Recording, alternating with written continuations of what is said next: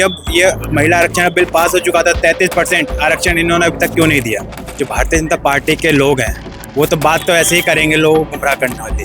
ये हमारे नेता का बड़प्पन है कि जो लोग उनका पुतला फूकने का काम कर रहे थे उनसे भी जाकर उन्होंने मिलने का काम किया। समाजवादी पार्टी के विधायक अंकित जी इस वक्त हैं हमारे साथ। अंकित जी, लगातार विरोध प्रदर्शन जारी है, क्या कुछ रहेगा? आज नया रूप देखने को मिल रहा है, सपा खुद कह रही है आरक्षण लागू करो, सरकार कह रही है आप लोग लागू नहीं करने दे रहे हैं। देखिए, सभी समाजवादी पार्टी के और सारे अपोजिशन के लोग हमेशा महिला आरक्षण के हित में रहे। 2023 में जब ये बिल सर्वसम्मति से लोकसभा में पास हो चुका, राज्यसभा में पास हो चुका, तो मुझे नहीं पता कि ये सरकार किस चीज़ का विरोध करने का काम कर रही है।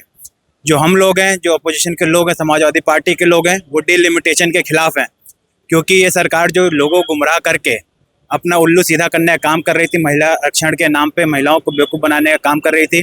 वो अपने पॉलिटिकल प्रेमिसेस को रिकंस्ट्रक्ट करना चाहती थी, जिससे कि उनके हित में आने वाले चुनाव उनके हित में हो सके। बिना जनगणना के, बिना सेंसस के वो डिलिमिटेशन पास कराना चाहती थी, जिसका विरोध और लोकतंत्र बचाने का काम समाजवादी पार्टी और अन्य विरोधी अपोजिशन के पार्टियों ने करने का काम किया है। और लेकिन हम ये कहते हैं कि जब ये महिला आरक्षण बिल पास हो चुका था 33% आरक्षण इन्होंने अभी तक क्यों नहीं दिया। मेन बात तो ये है। अच्छा विधायक जी, लोकतंत्र की एक बड़ी खूबसूरत तस्वीर देखने को मिली थी। अभी अखिलेश यादव का पुतला फूक रही थी, तस्वीर फूक रही थी अनुपमा जी। अखिलेश जी मिलने पहुंच गए, उसके बाद भाजपा के नेताओं की लाइन लग गई। अनुपमा जी ने जवाब दिया अपने सोशल मीडिया पर कि आप मिलने आए इसके लिए तो धन्यवाद, लेकिन हमें लगता है कि महिला आरक्षण पर आप अपना दृष्टिकोण बदलेंगे। देखिए, जो भारतीय जनता पार्टी के लोग हैं वो तो बात तो ऐसे ही करेंगे, लोगों को गुमराह करने वाली।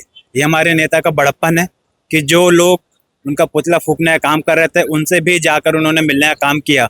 और यकीनन ऐसी लीडरशिप, ऐसे रोल मॉडल हम अपना उन्हें मानते हैं, और इसीलिए लगातार जनता के हित में हम लोग काम करने का काम करते हैं। ये मौजूदा सरकार लोगों को गुमराह करने का काम कर रही है। आप देखिए, जगह जगह गाजीपुर का हो केस, हरदोई का केस हो, प्रतापगढ़ का केस हो, कैसे हमारी महिलाएं, हमारी बहनें, माताएं सुरक्षित नहीं आज की डेट में, और ये जीरो टॉलरेंस की बात करते हैं। हम लगातार इस सरकार का विरोध करते रहेंगे, और यकीनन सभी लोगों ने अपना मन बना लिया और इस भाजपा की सरकार को हटाने का काम भी करने जा रही है। आज विशेष सत्र बुलाया गया है, विपक्ष के तमाम नेता लगातार ये कह रहे हैं कि शॉर्ट समय मिला है इस चर्चा को।